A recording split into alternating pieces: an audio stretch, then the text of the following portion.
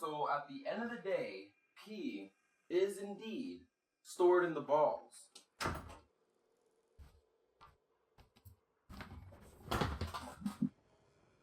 Oh wait, am I recording?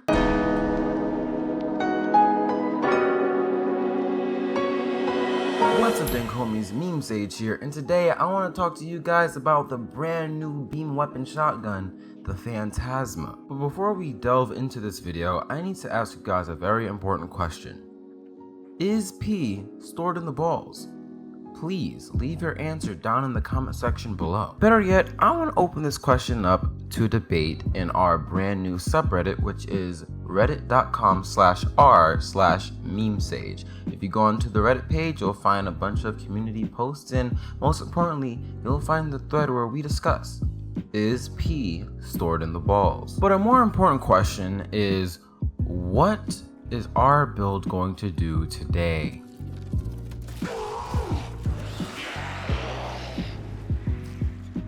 The answer is a lot of damage. Now, if you're gonna be that guy to say, Meme Sage, you did a bunch of damage because their AI was paused. Well, don't worry. I got something for you, okay? Where did I put it? Is it under here? No, wait, it's up here. Shut the fuck up. Stop being a fucking cunt. Shut the fuck up. Nobody even wants you here. Now, here's my build for the weapon. First, we have these 3 status mods. This is very important because you need to have 3 60% status mods in order to get this status to 100% before having multi-shot. Reason why you want that is because on shotguns, if you have 100% status before using your multi-shot, then every single pellet that comes out from this weapon will proc a status, which is very freaking good. Then we have vector spread. This is also very important with this weapon because you do 90% more damage.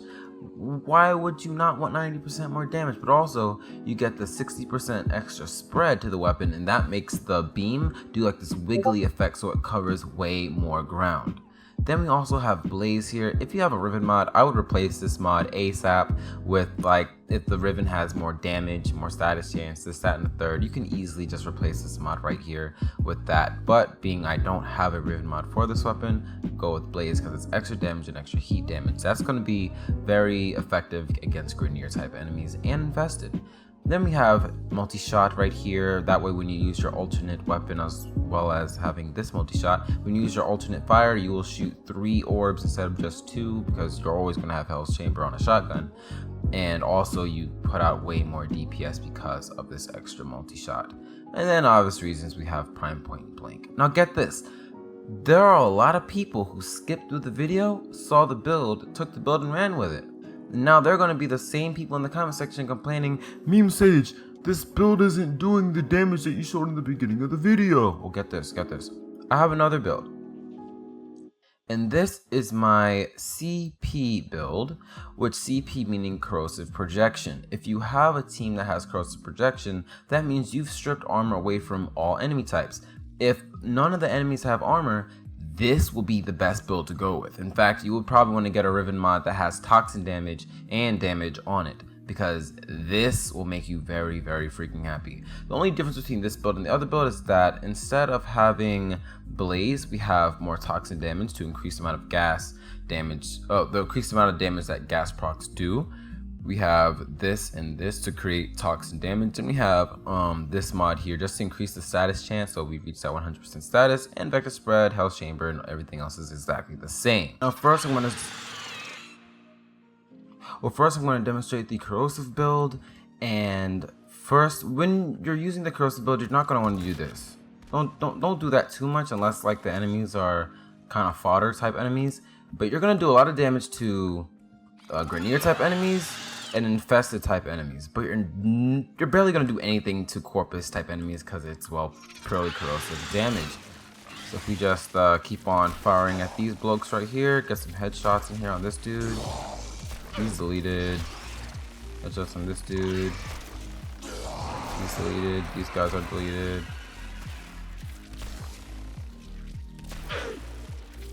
these guys, they just get wiped.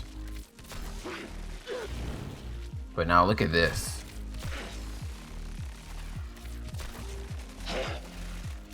That's barely doing anything. Because, well, obviously, because it's corrosive damage. And you're not going to use corrosive against everything. With the gas CP build, it's going to do pretty good against infested enemies and corpus enemies, but it's going to do jack all against Grineer enemies. So if we just use the ult, it does self-damage, by the way.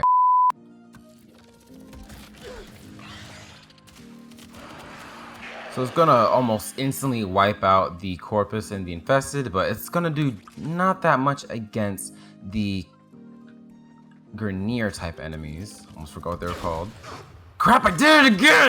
Now this is where corrosive projection comes in. Now the best way I can simulate corrosive projection is by equipping the pox and having no damage mods on this thing whatsoever, a little bit of multi-shot and a bunch of status chance. So I can go ahead and strip the armor from these guys. And these guys, and this guy's without any armor, that guy's without any armor, no armor, no armor. So now that none of them have any armor, it's just gonna blow them up, and they all instantly die. And one last thing I want you guys to note is when you use the alternate fire, you will fire 3 orbs like that, and once the orbs explode, you see these little like flurry things in the air. Those are heat-seeking missiles. So there's the additional damage, and then those things will further on do more damage and proc more statuses, including Toxin, which is why the gas damage build does so much damage, because it's coming back and continually proccing on these enemies over and over again.